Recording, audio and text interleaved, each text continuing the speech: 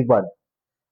The scale in transverse Mercator chart is correct at datum meridian and its anti-meridian, datum meridian and meridian perpendicular to it, standard parallel and the prime meridian. So this is your Earth. Let's say this is the Earth. Now the transverse Mercator will touch the Earth at a particular meridian. So the point of tangency is a particular meridian and its anti-meridian. Okay. So the correct answer here will be the scale in a transverse Mercator is correct at datum meridian and its anti-meridian. Next. Aircraft is required to approach, very important word, approach a VOR station. That means fly inbound towards a VOR at 244 radial. In order to obtain correct sense, that means normal sensing, the deviation indicator should be set to what? So this is your VOR station,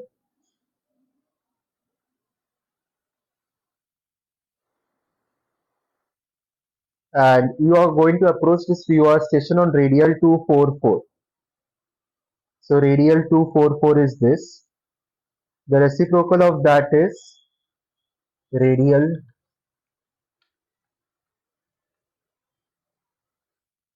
064. Okay. Now there are two ways. There are two possibilities. You can follow this radial 244 and fly outbound. You can follow this radial 244 and fly inbound. So we'll check both those possibilities. So let's say you are flying outbound on radial 244.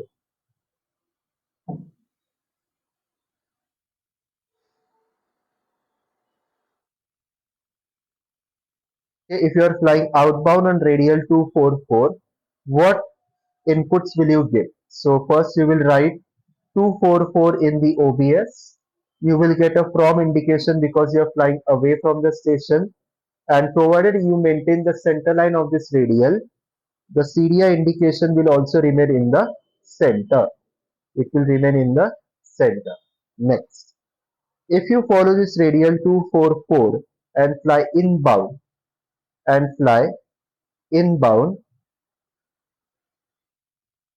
will happen when you fly inbound? You are going to enter the reciprocal of 244, which is 064, in your OBS selector. Since you're going inbound, when you do this, you get two indication, okay, and the needle will remain in the center provided you maintain the center line of the airway, of this airway. Okay, so here you are approaching the station on 244 radial. You want to get normal sensing, so this should be your choice.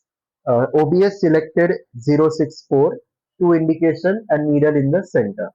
Okay, so you fly towards this VOR station with this setting. Once you overfly this VOR station, the two indication will automatically switch to from indication. 064 will still remain the same because once you overfly the station and transition on this radial 064, you will be flying on this radial 064 outbound. Okay, next. On an instrument flight rules navigation chart, a number 80 within a quadrant, one quadrant of longitude and latitude. Okay, that means you have this quadrant defined by longitude, defined by a longitude 1, longitude 2, latitude 1, latitude 2. So in this quadrant, they will write a particular number, something like this. Now, what is the meaning of that number? So here is an example. You can see this 74 written here. That means if you're flying in this region, your minimum safe altitude will be 7,400 feet. So over here, minimum safe altitude, an altitude allowing adequate clearance from terrain and man-made obstacles, allowing proper navigational functions, depending on VFR and IFR. For VFR flights 1000 feet in non-mountainous areas, 2000 feet in mountainous areas. Okay, so this number 80, that means it will represent 8000 feet minimum safe altitude. Next, 44. What rate of descent is required to maintain a 3.5 degree slope at 150 knots? So rate of descent equals to speed to glide slope divided by 60. So speed is 150 knots. Convert this into feet per minute. So 101.3 feet per minute into 3.5 degree glide slope divided by 60. So rate of descent will be 150 into 101.3 into 60, correction, into 3.5, that is 5000, 53,182.5 divided by 60. So that is 886 feet per minute. 886 feet per minute. You will select that option which is closest to this value, 890, something like that. Rate of climb in feet can be calculated using what relationship, what formula? True airspeed in feet per minute multiplied by cos theta, where theta is the flight path angle. Indicated airspeed in feet per minute multiplied by sine theta. True airspeed in feet per minute multiplied by sine theta.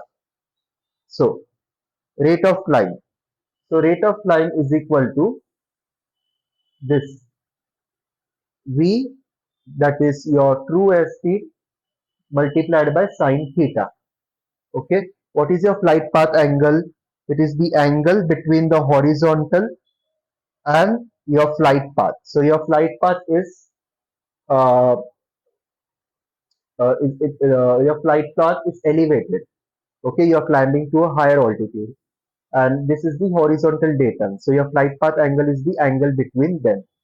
Okay, so option Charlie, true airspeed into sine theta. Next, 46. Aircraft is tracking outbound from a VOR station. The intention is to maintain the center line of an airway, which is defined by 300 radial from the VOR. So you are expected to track outbound from a VOR on radial 300.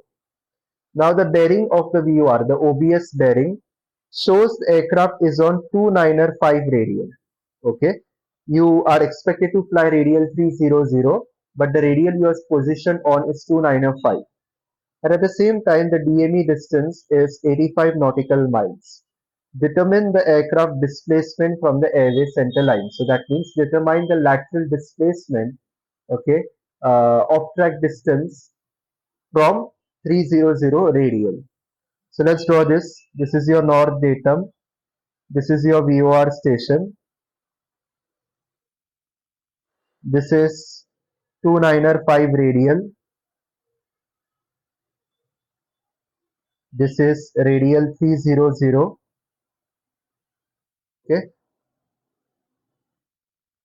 Aircraft is currently on this radial 295. It is expected to be on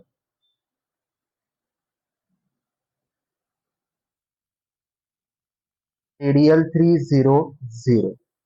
Okay, so that means it is displaced or it is deviated to the left hand side. Going outbound, this becomes your left, this becomes your right. Okay, so that means, as you can see, aircraft is left deviated from radial 300 left hand side. So now this is a triangle. This is nothing but one triangle. Okay, like this. Okay, what is the angular difference between 300 and 295? It is 5 degree.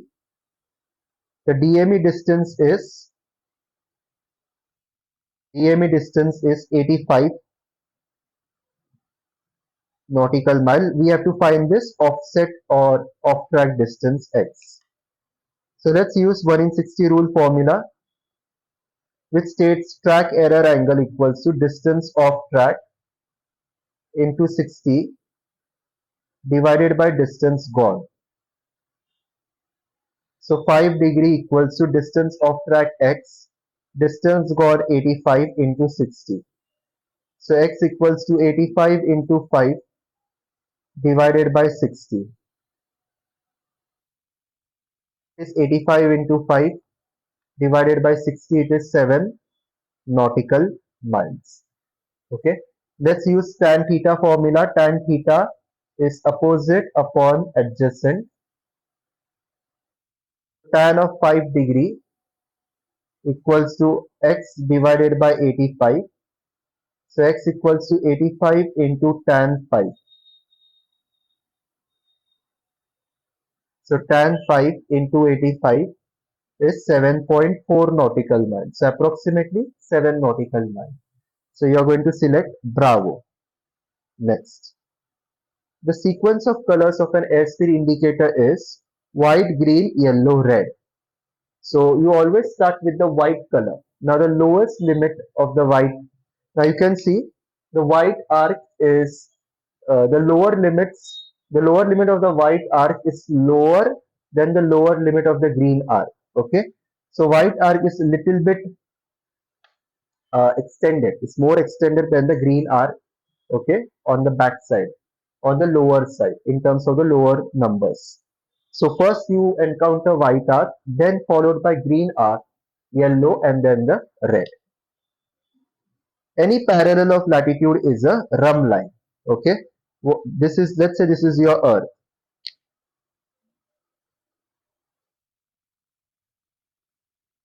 and these are the latitudes. This is your equator. Okay. This is, these are latitudes in the northern hemisphere, latitudes in the southern hemisphere. Okay. So all these latitudes run in one fixed direction, that is east west direction, either east direction or west direction. And what is the definition of a rum line? A rum line is a line of constant direction, one true, one same constant direction. So all parallels of latitude are rum lines. Equator is only one exception. Equator is the only one latitude which is both a rum line and a great circle. Okay. So next, lag error in vertical speed indicator is removed by accelerometer. Now, what is a lag error? Lag error is the error of VSI in which it suffers from time delay. That means, let's say you are flying, you have been flying a long time straight and level, and now you initiate a climb maneuver. Okay, you start climbing to a higher altitude. So the rate of climb indicator should instantly is expected to show instant rate of climb indication, but since this conventional VSI suffers from lag error, which is delay error, it will show that rate of climb indication after a delay or after a lag of 2-3 seconds. This happens because the instrument, the VSI instrument, takes some time to register the change in static pressure happening from straight and level flight to a new climb, to a new altitude in which you will go to in your climb. Okay, so this registration takes a little bit of moment, and after that you can get accurate rate of climb indication. So you improve this lag error, you eliminate this lag error by using accelerometers in your instantaneous vertical speed indicator. So as soon as you initiate a change in your pitch attitude, be it climb, descent, you will get an instantaneous reaction or representation of that. Thrust is 80 kilonewtons, specific fuel consumption 0.6 kilogram per second kilonewtons. What is the total fuel required for a turbojet aircraft for 1 hour? So total fuel required is equal to thrust into specific fuel consumption into flight time. Your flight time is in 1 hour. Specific fuel consumption is with respect to seconds. So make the units similar, same. So convert this 1 hour into seconds. Substitute the values. Thrust is 80, specific fuel consumption 0.6. Flight time in terms of seconds is 3600 seconds. 1 hour will have 3600 seconds. So 80 into 0.6 into 3600 is 1,72,800. So total fuel required is 1,72,800 kilograms. Simple. So this concludes our lecture. I hope you have understood all the 10 questions I have answered in this video lecture.